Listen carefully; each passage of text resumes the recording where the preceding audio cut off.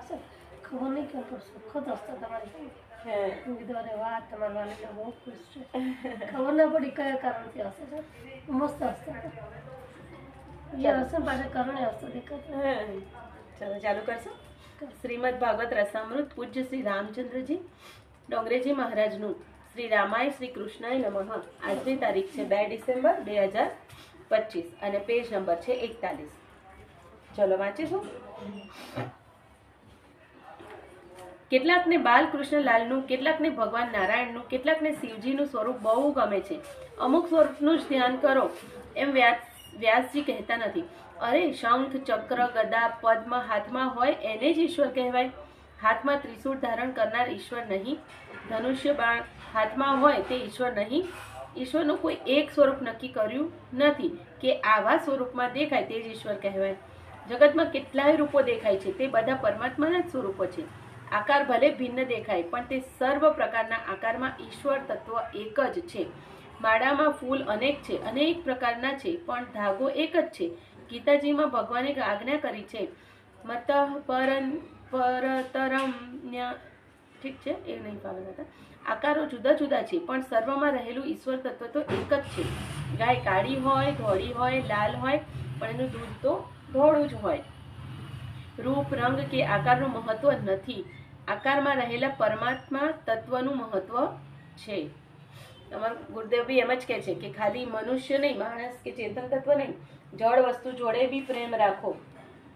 અને ખબર છે ને પ્રહલાદજીને થાંભલામાંથી ભગવાન નીકળેલા અને આપણે તો વસ્તુ આમ ફેંકીએ આમ ફેંકીએ આમ ફેંકીએ. વનસ્પતિ જોડે વાતો કરતા હતા એમના લીધે એમની વનસ્પતિ એવી ખીલી જતી હતી. હા, પણ હમણાં જ મેં એક પોડકાસ્ટ વાંચ્યો ને, ગિરનારમાં બધા સાધુઓ બધા જતા હતા. એક ભાઈ અચાનક એમ કે લાઈને હું એમની જોડે ચાલતો તો તેને કંઈક ગળામાં થયું હતું કે ઉધરસ થઈ ગઈ કંઈ. તો ચાલતા ચાલતા એમણે કીધું કે આ ઉધરસ થઈ ગઈ છે આમ. તો એ જે સાધુ હતા ને મહારાજ, જે ચાલતા ચાલતા કરીને એમણે કીધું કે ઉભા રહો. તો થોડી સુધી ચાલીને પછી કોઈક વનસ્પતિ તોડીને એને આપી. શું થયું તો એ મને એક્ઝેક્ટલી યાદ નથી. તો એ વનસ્પતિ આપીને પછી પાછા ચાલતા હતા. તો શું કે ખબર છે કે આ વનસ્પતિ કે તમને કે ખબર પડી કે આ વનસ્પતિથી આ રોગ મટે એમ. તો કે એ વનસ્પતિએ જ મને કીધું કે આ એને ખવડાય તો આનાથી રોગ મટે. એટલે કે હે એવું કેવું થાય. તો કે એ સાધુ હતા ને વનસ્પતિ જોડે એટલો પ્રેમ હતો કે એની જોડે વાતો કરતા હતા. આજના ટાઈમમાં મતલબ 5-7 વર્ષ પહેલાની વાત છે. સજીવ જ છે ને, એને સ્પીચ નથી, બાકી સજીવ તો છે. હા, પણ એ કેવું જ્ઞાન હશે વનસ્પતિ જોડે, અને એમનો પ્રેમ કેવો હશે દરેક જીવ માટેનો કે દરેકમાં ભગવાન જોડે છે ને. હું હું કંઈક પાંદડે તોડું તો મને ખરેખર દુઃખ લાગે. પહેલાં નહોતું લાગતું, ખબર નથી થતી. પછી તમે ઝાડની ડાળખી નીચે હોય ને તો મને અડવાનું રમવાનું મન થાય. એ પહેલાં રમતમાં તોડતી હતી ને, એક વાર મોટા સાસરી ના પડે. પછી તો અત્યારે એક પાંદડું બી તોડું તો મને અંદરથી હાઈકારો લાગે. ના તોડું ફૂલ કઈ નહીં. અને મેં હમણાં તુલસીજીને પેલા ભગવાનમાં ધરવાનું હોય ને તો માતાજીને કીધું સોરી માતાજી મારાથી નહીં તમે તોડી શકો. ભગવાને કીધું કે અમને તુલસી ધરાય તમે માની લેજો.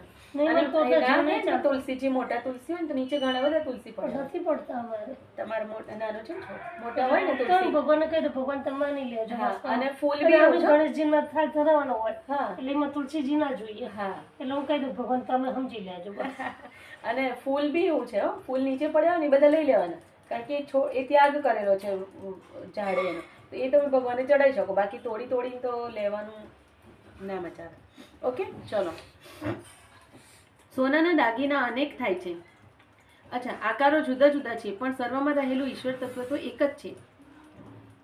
નરસિંહ મહેતાજીએ કહ્યું છે, અખિલ બ્રહ્માંડમાં એક તું શ્રી હરિ, જોજવે રૂપે અનંત ભાસે. ગાંઠ ઘડિયા પછી નામ રૂપ જૂજવા, અંતે તો હેમનું હેમ હોવે. એક કવિએ કેવું મસ્ત કીધું ખબર? હા, હરીશું બરાબર. હા, મને તૂટી ગયો. તૂટી ગયો એટલે 10-12 ટુકડા થઈ ગયા. તમારી છબી દેખો તમને બધા ટુકડા દેખાય. હા, દેખાય. મેં તો હરીશો જ હતો. એ તૂટે એટલે બધાના જેટલા ટુકડા થયા બધાને તમને તમારો ચહેરો દેખાય છે. પેલા હરીશમાં દેખાતો હતો એ જ એક જ ટુકડાના બધા સ્વરૂપો બની ગયા. હા, બરાબર છે. સોનાના દાગીના અનેક થાય છે, અનેક ગાંઠના આકારના થાય છે, પણ એ સર્વ દાગીનામાં સોનું તો એક જ છે. તમે બજારમાં ચંદ્રહાર લઈને જાઓ તો ચંદ્રહારની કિંમત મળે છે? ના, કિંમત સોનાની જ મળે છે. સોનાનું 10 તોલા હશે તો 10 તોલા સોનાની કિંમત મળશે. ચંદ્રહારની કિંમત મળતી નથી, આકારની કિંમત નથી, કિંમત સોનાની છે. આપણા સનાતન ધર્મમાં દેવ અનેક છે, પરમાત્મા એક જ છે. ઈશ્વર કંઈ અનેક નથી, એક જ ઈશ્વર અનેક સ્વરૂપ ધારણ કરે છે. હાથમાં ધનુષ્ય બાણ ધારણ કરે ત્યારે લોકો કહે છે કે આ શ્રીરામજી વિરાજે છે. એ જ પરમાત્મા હાથમાં વાંસળી ધારણ કરે છે ત્યારે લોકો કહે છે કે આ મોરલી મનોહર શ્રી કૃષ્ણ છે.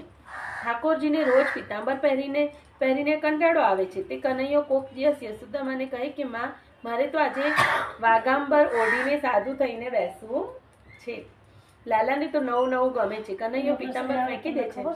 કાનો સિઝન રૂપલા છે, ખબર તમને પ્રસંગ? મસ્ત પ્રસંગ આપે છે.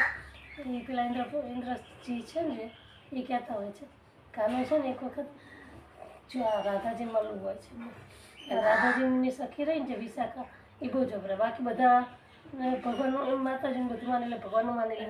વિશાખાજી બહુ જબરા, એ જલ્દી ના હા પાડે મળવાની.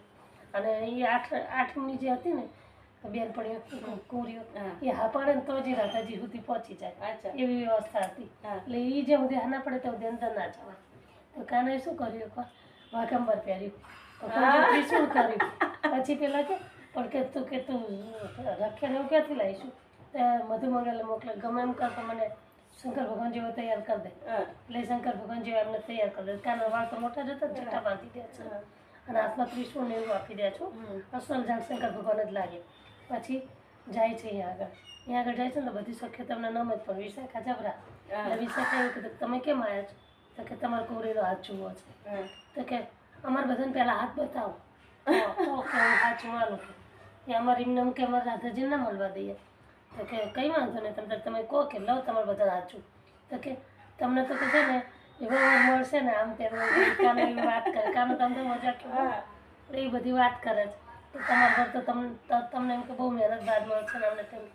પછી જઈને વિશાખાજી વાત કરે છે અંદર રાધિકાજીને કે તમારા હાથ બતાવો. તો કે આ બોલાવો. પછી અહીંયા આગળ જાય છે ને એટલે કાનો તો હાથ લઈને માતાજી નામું નામું જ જોઈ રહે છે. એટલે કે આ કોણ? એટલે એમ કે એમને તો સિરિયલમાં રાધાજીને જ મળવું હતું. હાથ તો ખાલી એમના માટે બાનું હતું. એ વખતે એમનો શંકર ભગવાનનું સ્વરૂપ લે છે. અચ્છા, મસ્ત વાત કરો ઇન્દ્રજી. ઓકે. લાલાને તો નવું નવું ગમે છે. કનૈયો પિતાંબર ફેંકી દે છે અને વાઘાંબર ઓઢીને બેસે છે ત્યારે લોકો કહે છે કે આ શંકર ભગવાન બેઠા છે. ગર્ગ સંહિતામાં એક કથા આવે છે. શ્રી રાધાજી વ્રત કરતા હતા. શ્રી કૃષ્ણને મળવા માટે, શ્રી કૃષ્ણના દર્શન કરવા માટે રાધાજીનું આ વ્રત હતું.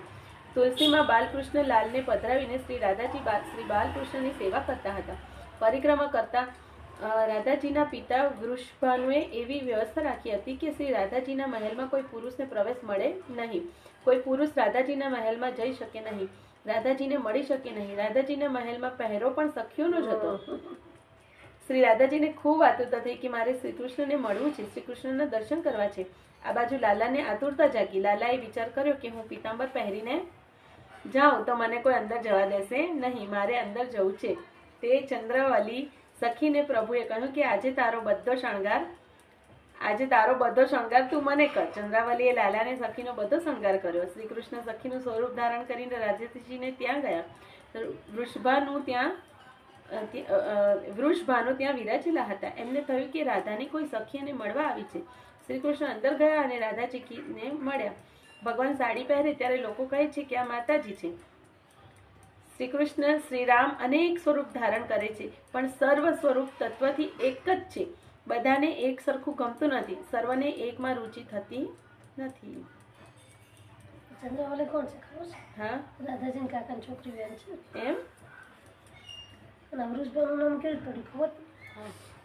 રાધાજીના પિતાનું. કેવી રીતે? ભગવાને જ્યારે મોહિની સ્વરૂપ ધારણ કર્યું ને પેલું ખબર છે ને આપણે સમુદ્ર મંથન અમૃત આવી ગયું. અમૃત લેવા માટે ભગવાન જ્યારે મોહિની સ્વરૂપ ધારણ કર્યું ને ત્યારે બધાને એવું થઈ ગયું. બધા પત્ની સ્વરૂપ એમને જીવન શંકર ભગવાને બી. એટલે બધાને એવું થઈ ગયું કે મોહિની સ્વરૂપ છે, આવા મને મળે તો કેવું સારું, કેવું સારું. એ વખતે સૂર્યદેવ એક હતા જેમને એવો વિચાર આવ્યો કે આ મને દીકરી સ્વરૂપે મળે તો કેવું સારું. અચ્છા, એક સૂર્યદેવ જેવા હતા જેમને એવો વિચાર આવ્યો. બોલો. એટલે એ વખતે પછી ભગવાન એમને કહે છે કે તમને આવો વિચાર આવ્યો ને હું તમારા ઉપર બહુ જ ખુશ છું અને હું તમારા જોડે તમારા દીકરી સ્વરૂપે જઈશ.